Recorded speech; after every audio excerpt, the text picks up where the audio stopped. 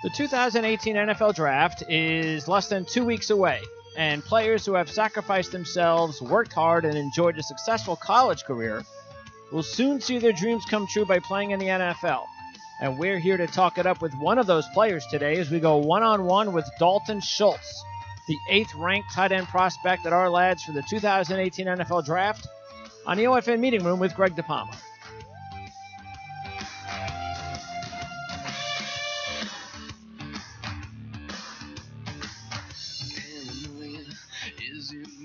All right, it's Friday, April 13th, 2018. I'm Greg DePalma, and thanks for tuning into the OFN Meeting Room as we talk NFL Draft with Dalton Schultz. Dalton, thanks for speaking with us today.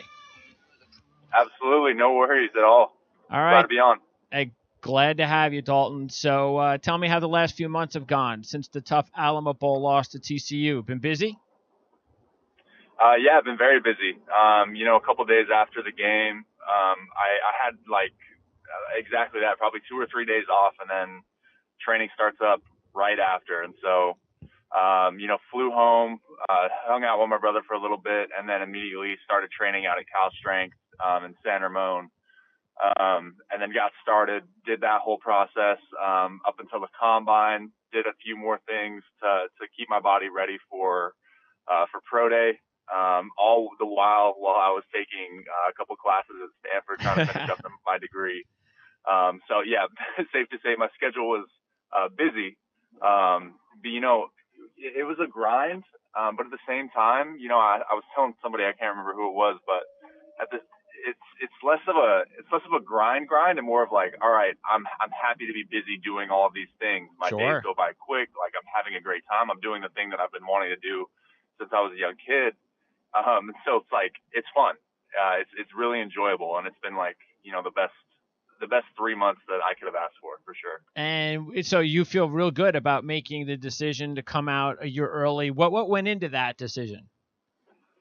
Yeah. So immediately kind of after the season, I kind of talked with Coach Shaw as well as the strength coach and position coach, and kind of like try to get their opinions on what they saw for me in the future, what their opinions were on me potentially taking a step to the next level. And I think everybody was in agreement that I've developed physically, mentally, and had a lot of time to mature in the Stanford program, and I was ready to take that next step to the next level. And I think for me especially, it was getting an extra year to get that experience in the NFL.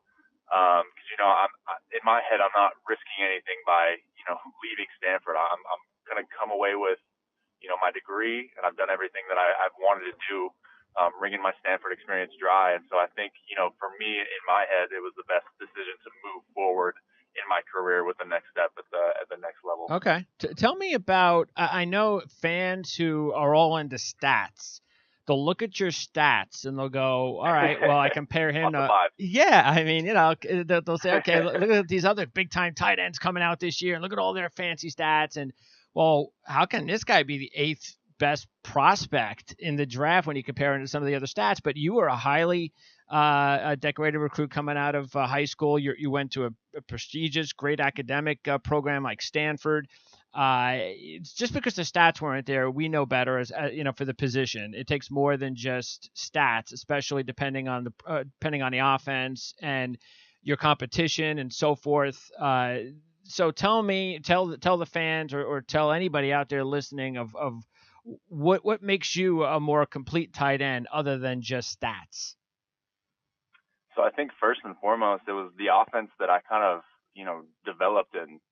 This offense at Stanford is very run first, pro style, West Coast terminology. And I've had the opportunity to sit down with a lot of these NFL coaches, and we speak the same language just because of, how pro style our offense really is. And so, I've had a lot of opportunities to block in line, of course, and that was the thing that I was asked to do most in our offense. That was just the way that we kind of structured things. So, obviously my stats don't really reflect, my opinions on how good of a receiver I am. Okay. I think a lot of people are going to be really surprised when, I split out and they can see that I can beat guys one-on-one or, pose like a mismatch. And so I think, like I said, I wasn't asked to do a lot of that in college. We had, really good weapons. I mean, look at our backfield the last 2-3 years. Sure. So it's kind of been a run first heavy attack, and that's just the philosophy of the college program I came under, and that was something that drove me to go to a place like Stanford. My high school was, very similar, pro style, like play action, run, throw over the top. It's the same kind of philosophy, and so it's something that I've had a lot of experience in. And I'm excited to take that, those experiences into the next level, and hopefully that gives me a leg up. Yeah, and in case NFL fans out there listening that don't pay a whole lot of attention to college, but you do know some of the top star players, skill position players, you're talking about a backfield of Christian McCaffrey followed by Bryce Love. So that is, It doesn't get better than that, and that's why. Not really. Yeah, so they want to run the ball. Yeah, and they played together in the same backfield at the same time. That's so right. Were you surprised? And I'm sure you're going to say no, but how surprised were you about how successful of a season Bryce had? I mean, I thought if he would have came out, he probably could have been a top 10 pick. I mean, I know everybody loves Barkley, but I was like, hey, well, if Love comes out and you don't want to get Barkley, that's okay because Love will be right behind him. Yeah, exactly. And you said it. I'm not surprised at the season he had. I think his first touch ever in his college career was on a swing pass on like a little screen, and he took it 80 yards to the house. So, I mean, very similar to Christian, whose first catch was this ridiculous spin move off a safety, and he took it to the crib as well. So, like, two guys that are just freak athletes, extremely savvy with the ball in their hands, and playmakers if you give them 6 inches of space. So, we kind of saw that going in, and Bryce is a humble guy as well. He works really hard, and he comes in and gets his work in. So, we knew from the second that, he stepped on the field his summer of his freshman year that he was going to be special. Now, I'm sure that the last game, especially the loss in which it occurred, the TCU loss, has got to go up there as one of your more disappointing losses. But what was the most disappointing loss you ever experienced in your college career? Probably that Pac-12 game, to be honest. Clawing back and fighting our way to be where we were at the end of the season, just to come up short in a 4th and 1 was, just heartbreaking. Yep. But, that's football, and you got to take losses, and you got to learn from them, and you got to run with it. So I'm looking forward to what the guys, kind of put together for this next season, and I hope they can get a little redemption, go back to the Pac-12 game again. So, how about your best win that you remember? Ooh, the Rose Bowl is pretty tough to beat. That game was, I don't want to say boring, because that's just, it wasn't boring, but to get out and get that lead as quick as we did, and to just basically hold that dominating performance the whole time was amazing. And, Iowa traveled really, really well. And so they had about 2/3 to 3/4 of the stadium filled up with Iowa fans. And so just to silence them for the entirety of the game, literally from the first play of the game was really cool. And it was a really fun team win that we had. And, the Rose Bowl in and of itself is a pretty incredible experience and something that, I wish I had the chance to go back to. All right. Well, talk about team wins. What about a personal game that if you had game film, just one, to send scouts, which game film would that be? Put me on the spot. I'd go. My Notre Dame game from this year was really good. Okay. And I think in terms of level of competition, Notre Dame's always a heavy powerhouse. They match up really well with us. Two traditional programs that, love going head to head, and there's a lot of energy and fight behind, the trench battles. So I would probably send out that game. Okay. What do you got to do to improve your game?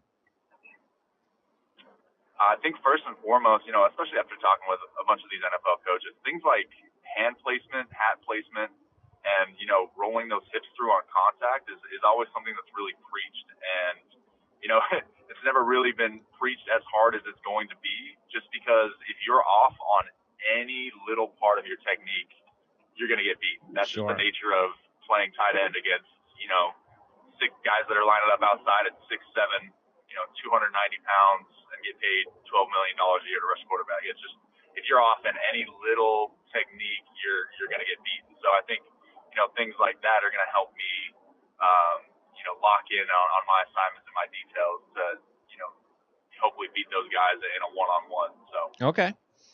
Now, I usually ask you guys, if you had to pick out a player, for you would be offense, pick out an offensive player that you watched up and close that you were the most impressed with over your career. But what I'm going to do with you here is ask you specifically, what did you think about both Josh Rosen and Sam Darnold? You watched them both this year. They're both going to be drafted high. What did you think about both of them, and anything in particular that separates the two? Yeah, man, that's a really good question. So, having the opportunity to play Josh Rosen these last few years, the kid's just an animal. What he's able to do with the ball in terms of his placement and accuracy, as well as take these huge hits from, in my opinion, what's been kind of a subpar offensive line, and get back up and keep slinging and slinging. It has showed his toughness and his ability to really trust the pocket and sit in there, even though when he knows he's gonna take a lick. So seeing that kind of tenacity and toughness and continuous, poise in the pocket and tenacity is really something that Josh Rosen brings to the table and is really special. Okay. On the other hand, Sam Darnold does a lot of the same things. He's just he takes less hits and more, makes things happen with his feet. Okay. So I think some of the plays that he has and some of the balls that he had, especially in the first game against us, I've never seen a quarterback have a better game in against my team or a team that I played on, and I think he is a true gamer. He is an ultimate competitor, jumps in the game and can make things happen. And people say that he's sneaky athletic because he is. The way that he can dive out of the pocket and still make those crisp throws on the run is incredible, and you can't really teach that. So both great quarterbacks, in a great conference. But I can see exactly why they're going to be taken as highly as they are after playing them for 3-4 years. And what about your quarterback, KJ Costello? Because he really came on at the end of the year, and he was somebody that also was pretty well recruited. What about his future? I think KJ is kind of much the same. He's able to step in, and he's also someone that I think is a true gamer. Steps in the game, ultimate competitor, very charismatic, demands a lot from the huddle. Brings a lot of energy, poise, and confidence when he steps in there. That the offense is going to score and make a big play happen. So I think those leadership skills, especially coming from somebody who's just stepped in and this year, halfway through the season or whatever it was, was very impressive. So I think he's got a bright future, and I can't wait to see what he does with leading the offense this year. And I hope that like I said, they can go back to that Pac-12 championship, get that dub for Stanford. So I think he's going to be one of the key factors in that campaign. All right. Well, last question, and Dalton is growing up, did you have a favorite NFL team? A favorite NFL team. So I was the way that I had my NFL team chosen for me was really from my brothers and sisters.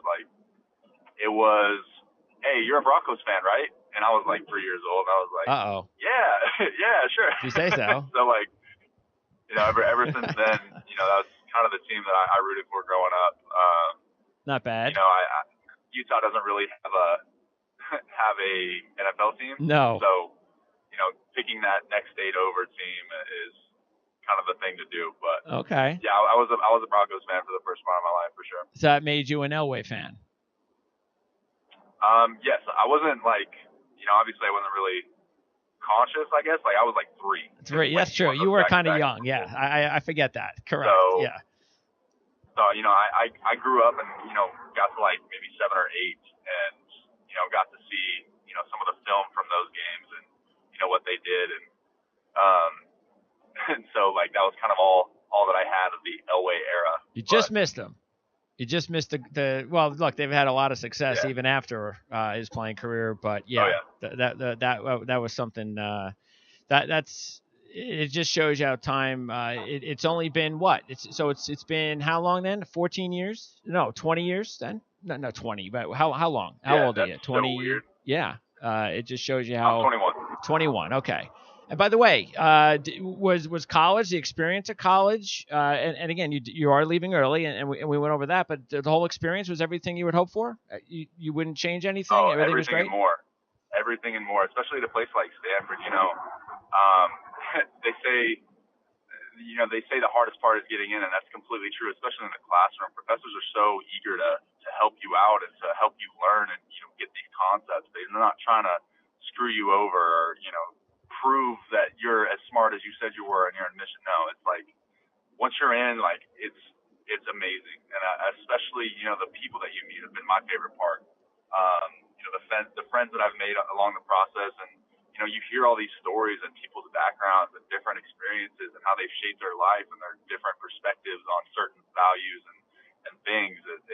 It's really made me a more complete person and given me a lot of different perspectives on different issues and whatnot. And I think, I've developed and matured a lot from having those perspectives and, meeting these people and going through some experiences with them as well. And so, I've absolutely loved Stanford in every sense, in every meaning of the word. I've loved it. Okay, Dalton. Well, look, you did a great job. I really appreciate the time to talk to you. What are you going to be doing for the draft? I'll be home. I'll be home for the draft. I'm still deciding on what I'll do. I probably won't watch it. Okay. But we'll see. You get the phone call. I might be on the golf course. I don't know. You'll just pick up the phone, and whenever those phone calls come in, you probably have to tell. Exactly. Hopefully, all your family and friends will know not to call you that day or those couple of days, because I'm sure every time that phone's ringing, you're gonna be, your heart's gonna skip a beat. Hold on, Grandma. I got another call to take. All right. Well, best of luck, Dalton, and maybe we'll get a chance to talk to you after the draft. And you know what? Hopefully, you'll get drafted by my team, the Jets, because I know they could use another tight end. All right. Thanks for having me on, Greg. I appreciate it. Thank you, Dalton. All right. That's Dalton Schultz from Stanford, and he won't be from Stanford much longer. Of course, he'll always be from Stanford, but next time we talk to Dalton, we'll look forward to getting him on the flip side of the draft. We'll find out where he goes, and we'll catch up with him again at some other time. We're looking forward to that. So, very intriguing prospect. That's why I like to interview guys like this. These are the sleeper type draft picks. These are guys that can slip through the cracks and become successful at the pro level. And Dalton has a very strong head. He sounds like a very strong-willed, smart kid. And you got to be smart to go to Stanford. So best of luck to Dalton. And we'll be doing more of these interviews over the next couple of weeks, leading up to the NFL draft here on the Our Lads Football Radio Network. Don't forget to order a draft guide at Our Lads. Go to the subscription page on the website. You can order it now. Get it within a couple of days. So it's ready. What are you waiting for? You can also follow us on Twitter at PrimeSN. That's when we let you know when all these shows are available on demand. And we'll see you again real soon. Also, with Dan Shanka, we have a mock draft show coming up next week right here on the Our Lads Football Radio Network, where it's never too early to think about the NFL draft.